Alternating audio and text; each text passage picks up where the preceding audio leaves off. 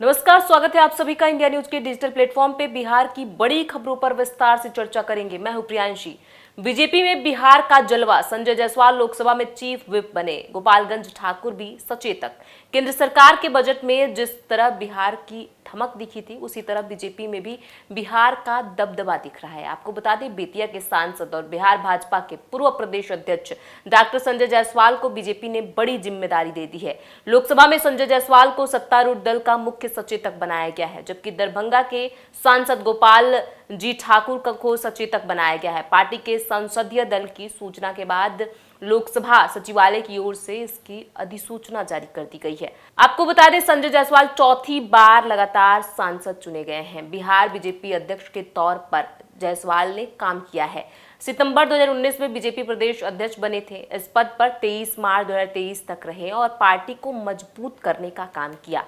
लोकसभा सदस्य रहते हुए संजय जायसवाल सूचना और प्रसारण मंत्रालय की परामर्शदात्री समिति और स्वास्थ्य और परिवार कल्याण समिति के अलावा अनुमान समिति और शासी निकाय JIPMIR पंडिचेरी के सदस्य भी रह चुके हैं। वहीं दरभंगा से दूसरी बार गोपाल जी ठाकुर सांसद चुने गए। 2007 से 2023 तक प्रदेश कार्य समिति के सदस्य भी रह चुके हैं और 2010 में बेनीपुर विधानसभा सीट से विधायक भी रह चुके हैं। 2021 से बीजेपी की राष्ट्रीय कार्यकारिणी के भी सदस्य हैं, जिन्हें पार्टी ने लोकसभा में सत्तारूढ़ दल का सचेतक नियुक्त किया है। इससे पहले बिहार बीजेपी के अध्यक्ष की नियुक्ति हुई थी। सम्राट चौधरी की जगह दिलीप जायसवाल को बिहार की कमान सौंपी गई है। उन्होंने आज पदभार ग्रहण किया। इससे पहले कल प्रधानमंत्री नरेंद्र मोदी से मुलाकात की थी। आज दिलीप जायसवाल का पटना में भव्य स्वागत हुआ। बुलडोजर से फूलों की वर्षा कराई गई। अब रुक करते हैं अगली खबर का। दिल्ली कोचिंग हादसे के बाद बिहार में हड़कंप, पटना के 20,000 संस्थानों की जांच के आदेश। दिल्ली के कोचिंग संस्थान के बेसमेंट में पानी भरने से 3 छात्र छात्राओं की मौत के बाद बिहार में भी प्रशासन अलर्ट मोड में आ गया है। पटना जिले में चल रहे छोटे बड़े 20,000 कोचिंग संस्थानों की जांच के आदेश दिए गए हैं।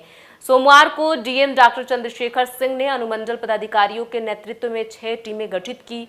कोचिंग संस्थानों की जांच मंगलवार से शुरू हो जाएगी। प्रशासन के इस आदेश से कोचिंग संचालकों के बीच हड़कंप मच गया है। डीएम चंद्रशेखर ने बताया कि दिल्ली के कोचिंग संस्थान में हुई घटना को देखते हुए यहां भी सतर्कता जरूरी है। 6 टीमें बनाई गई हैं। इनका नेतृत्व संबंधित अनुमंडल पदाधिकारी करेंगे।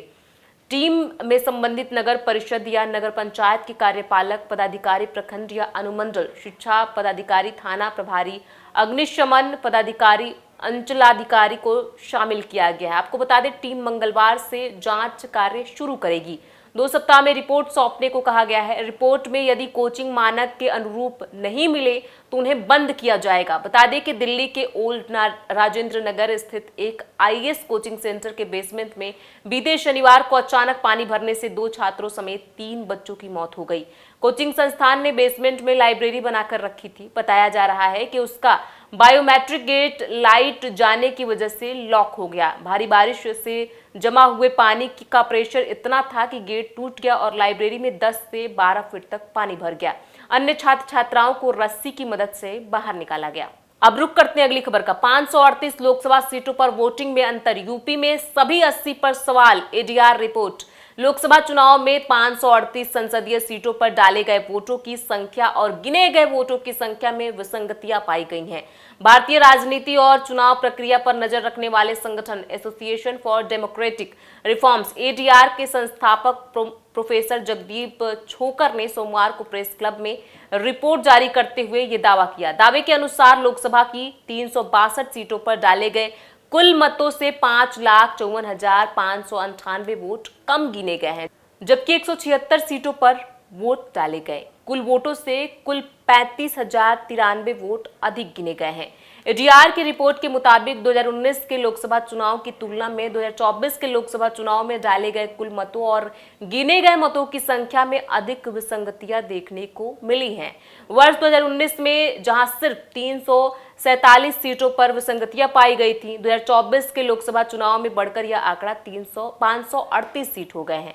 प्रोफेसर जगदीप छोकर ने कहा कि मतदान का अंतिम आंकड़ा जारी करने में अत्यधिक देरी, निर्वाचन क्षेत्र और मतदान केंद्रों के अलग अलग आंकड़ों का अभाव और अंतिम मिलान किए गए आंकड़ों के आधार पर चुनाव परिणाम घोषित किए गए या नहीं। ये सभी ऐसे कारक हैं जो चुनाव परिणामों की सत्यता के बारे में आम लोगों में चिंता और संदेह पैदा किए हैं। अब रुक करते अगली खबर का। कांवड़ यात्रा से बिहार के 3 नेशनल हाईवे पर आवागमन बाधित, सावन में ट्रैफिक जाम से लोग परेशान। सावन के महीने में कांवड़ यात्रा के दौरान बिहार के 3 एनएच पर आवागमन बाधित रहता है। लगभग 3 दिनों तक इन सड़कों से यातायात परिवर्तन होने से दूसरे मार्गों पर वाहनों का दबाव बढ़ जा रहा है और ट्रैफिक जाम की स्थिति उत्पन्न हो रही है। एनएच 22 का एक लेन महुआ से मुजफ्फरपुर तक 3 दिन बंद रहता है। एनएच 922 का एक लेन बक्सर गोलबंद से ब्रह्मपुत्र तक 33 किलोमीटर हर हफ्ते रविवार शाम से सोमवार सुबह तक बंद किया जाता है। इसी तरह बेगूसराय में एनएच 31 पर सिमरिया से 0 माइल तक करीब 5 किलोमीटर तक सोमवार को वन वे कर दिया जाता है। महुआ मोड़ से मुजफ्फरपुर तक एनएच 22 के बाएं लेन पर 3 दिन सिर्फ कांवरिया जाते हैं। हालांकि एम्बुलेंस और वीआईपी वाहनों पर प्रतिबंध नहीं रहता है। इस सड़क पर चलने वाले हर दिन लगभग 60,000 वाहनों की आवाजाही रोक दी जाती है। आपको बता दें, वाहनों का को वैशाली और महुआ रोड होकर डायवर्ट किया जाता है। करीब 2 लाख की आबादी इस मार्ग के बंद होने से प्रभावित होती है। इसी तरह मुजफ्फरपुर शहर में रामदयालु नगर से छोटी कल्याणी तक कांवरिया पथ होने के कारण मार्ग को बंद कर दिया जाता है। इससे शहर 2 भागों में बढ़ जाता है। शहर में पश्चिम से पूरब जाने के लिए महज एक वैकल्पिक मार्ग चालू रहता है। अब रुक करते अगली खबर का। बिहार में बढ़ा झमाझम बारिश का इंतजार। बिहार में मानसून के कमजोर पड़ने से बीते 15 दिनों से लोग झमाझम बारिश का इंतजार कर रहे हैं। बारिश नहीं होने और आर्द्रता बढ़ने से उमस भरी गर्मी सता रही है। दिन रात लोगों के पसीने छूट रहे हैं। इस बीच मौसम विभाग ने मानसून के फिर से सक्रिय होने का अनुमान जताया है। हालांकि इसके लिए लोगों को फिलहाल हफ्ते भर का इंतजार करना पड़ सकता है। मौसम वैज्ञानिकों के मुताबिक अगस्त महीने के पहले सप्ताह से बिहार में फिर से मानसून संबंधित गतिविधियां बढ़ने के आसार हैं। इसके बाद भारी बारिश का दौर फिर से शुरू हो जाएगा। मुजफ्फरपुर के पूसा स्थित डॉक्टर राजेंद्र प्रसाद केंद्रीय कृषि विश्वविद्यालय के वरिष्ठ वैज्ञानिक डॉक्टर ए सत्तार ने बताया कि मानसून के कमजोर पड़ने से जुलाई महीने में बारिश कम हुई है। अब अगले हफ्ते से इसकी सक्रियता फिर से बढ़ने के आसार हैं। इस दौरान कई जगहों पर तेज बारिश हो सकती है। मुजफ्फरपुर में सोमवार को अधिकतम तापमान 36 डिग्री सेल्सियस दर्ज किया गया। न्यूनतम पारा 27.5 डिग्री सेल्सियस रहा। उमस भरी गर्मी से लोग पूरे दिन परेशान रहे। मंगलवार को भी यही हालत रहने के आसार हैं। बता दें कि बिहार में बीते 13 जुलाई से भारी बारिश नहीं हुई है। राज्य के अधिकतर जिले में सामान्य से कम पानी गिरने से किसान भी परेशान हैं। हालांकि इस बीच कुछ जगहों पर हल्की बरसात जरूर हुई। मौसम विभाग ने मंगलवार को उत्तर पश्चिम और दक्षिण बिहार के जिलों में वज्रपात और मेघ गर्जन का येलो अलर्ट जारी किया है। इन जिलों में हल्की से मध्य दर्जे की बारिश हो सकती है। हालांकि भारी बारिश के आसार फिलहाल नहीं दिख रहे हैं। अब रुक करते अगली खबर का। बिहार में गजब की शराबबंदी। पुलिस थाने के सामने ही चाय दुकान में सालों से बिक रही शराब, 2 गिरफ्तार। बिहार में शराबबंदी लागू हुए 8 साल से ज्यादा का समय हो गया है, लेकिन आज भी कई जगहों पर अवैध रूप से दारू की जमकर बिक्री हो रही है। आलम यह है कि मुजफ्फरपुर शहर में मिठनपुरा थाने के सामने ही स्थित चाय की दुकान पर शराब बिक रही थी।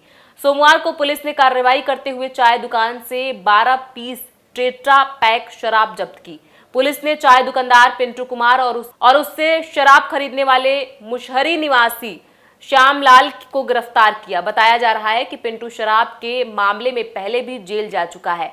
जमानत पर छूटने के बाद उसने थाने के सामने ही चाय की दुकान खोल ली। उसी दुकान पर वह अवैध रूप से शराब बेचने लगा। वह सालों से यह धंधा कर रहा है। पुलिस के मुताबिक पिंटू से 3 टेट्रा पैक शराब खरीदकर श्यामलला घर की ओर जा रहा था। उसे पुलिस ने रास्ते में दबोच लिया। पूछताछ करने पर उसने बताया कि उसने मिठनपुर थाने के सामने स्थित चाय दुकान से शराब खरीदी है। इसके बाद पुलिस गश्ती दल ने पिंटू की चाय दुकान में छापेमारी की, जहां से टेट्रा पैक में शराब बरामद हुई। मिठनपुरा थाना पुलिस ने दोनों आरोपियों से पूछताछ की। इसके बाद उन्हें जेल भेज दिया गया।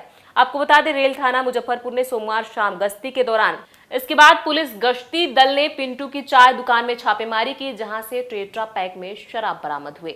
बिहार की बड़ी खबरों पर विस्तार से चर्चा करते रहेंगे। इन खबरों पर आपकी क्या राय है, हमें कमेंट बॉक्स में लिख के जरूर बताएं। बहुत बहुत शुक्रिया।